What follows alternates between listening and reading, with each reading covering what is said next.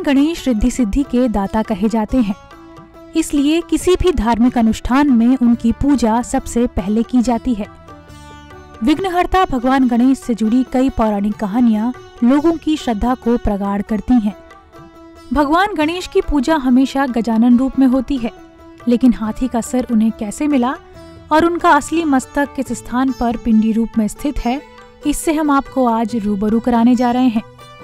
ये स्थान पिथौरागढ़ जनपद के गंगोलीहाट तहसील में स्थित है। मान्यता है कि यहाँ भगवान गणेश का मस्तक आज भी मौजूद है और इस मस्तक पर ब्रह्म कमल से दिव्य बूंदें गिरती रहती हैं। ये तो ऐतिहासिक दृष्टि तो हमारे पास ऐसा पुरातात्विक शास्त्र नहीं है, लेकिन जो किंवदंतियां हैं और उसका जो थोड़ा बहुत तालमेल जो बैठता है, अगर आप पाताल भुवनेश्वर में जाते हैं, वहाँ पर जो पूजा अर्चना की जाती है वो वास्तव में एक धड़ टाइप का वो पत्थर का बना हुआ जो है, क्योंकि पाताल भुवनेश्वर गुफा जो है वहाँ पर चूने का पानी गिरता है, जिस कारण से वहाँ पर अनेक रचनाएं हुई हैं। वहाँ पर ये किंवदंती है कि जब शिव जी ने पार्वती के द्वार पर उनको रोका गया गणेश के द्वारा, उसका सिर अलग कर दिया था। फिर हाथी का सिर लाया गया पार्वती के अनुरोध पर, उनको गणेश बना दिया। लेकिन जो हाथी का धड़ जो है वो गिरा हुआ कहते हैं कि पाताल भुवनेश्वर में किंवदंती प्रचलित है। वहाँ पर लोग जाते हैं, उस धड़ नुमा पत्थर को देखते हैं, पूजा अर्चना करते हैं। पुराणों के अनुसार पाताल भुवनेश्वर के अलावा कोई ऐसा स्थान नहीं है जहां एक साथ चारों धामों के दर्शन होते हों। पाताल भुवनेश्वर गुफा में केदारनाथ, बद्रीनाथ और अमरनाथ के भी दर्शन होते हैं। इस गुफा का वर्णन स्कंद पुराण में भी मिलता है। कलयुग में 722 ईस्वी के आसपास जगत गुरु शंकराचार्य का इस गुफा से साक्षात्कार हुआ तो उन्होंने मंदिर के अंदर स्थित शिवलिंग को तांबे से बंद कर दिया था, क्योंकि इस शिवलिंग में इतना तेज था कि कोई भी व्यक्ति इसे नग्न आंखों से नहीं देख सकता था। बहुत विदित स्थान है, यहाँ से कैलाश तक उसका लिंक है।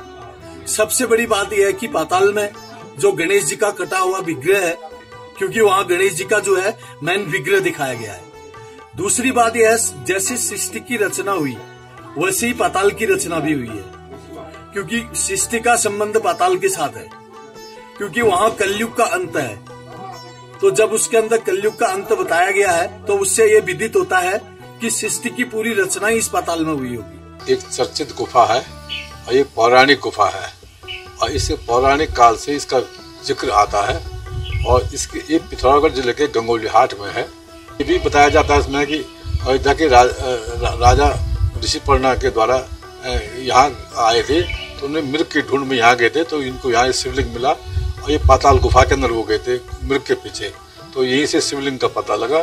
बाद में शंकराचार्य ने भी यहाँ पर तांबे का शिवलिंग स्थापित किया, और ये कोई सिद्ध जगह है। अभिलेख जो है 14वीं शताब्दी में भी मिले हैं, मुगल काल में उसके बाद एक अभिलेख लिखा हुआ है। और ये गुफा एक दर्शनीय स्थल है, एक रमणीक स्थल है, और एक आश्चर्यजनक बात है। ये इस गुफा में चारों युगों के प्रतीक रूप में 4 पत्थर भी स्थापित हैं। गुफा में प्रवेश करते ही नरसिंह भगवान के दर्शन होते हैं। कुछ नीचे जाते ही शेषनाग के फनों की तरह उभरती संरचना पत्थरों पर नजर आती है। मान्यता है कि धरती इन्हीं पर टिकी है। थोड़ा आगे चलते ही भगवान शिव की जटाओं से बहती गंगा और काल भैरव की जीभ से टपकती लार लोगों को अचंभित कर देती है। ऐरावत हाथी भी आपको यहाँ दिखाई देगा, तो स्वर्ग का मार्ग भी यहीं से शुरू होता है। इसके अलावा इस गुफा में 33 करोड़ देवी देवताओं का संसार बसा हुआ है। इस स्थान पर पहुंचने के बाद आप इन चीजों पर यकीन करने से खुद को चाहकर भी नहीं रोक पाएंगे। 2400 घंटे लगातार खबरें देखने के लिए डाउनलोड करें ईटीवी भारत ऐप।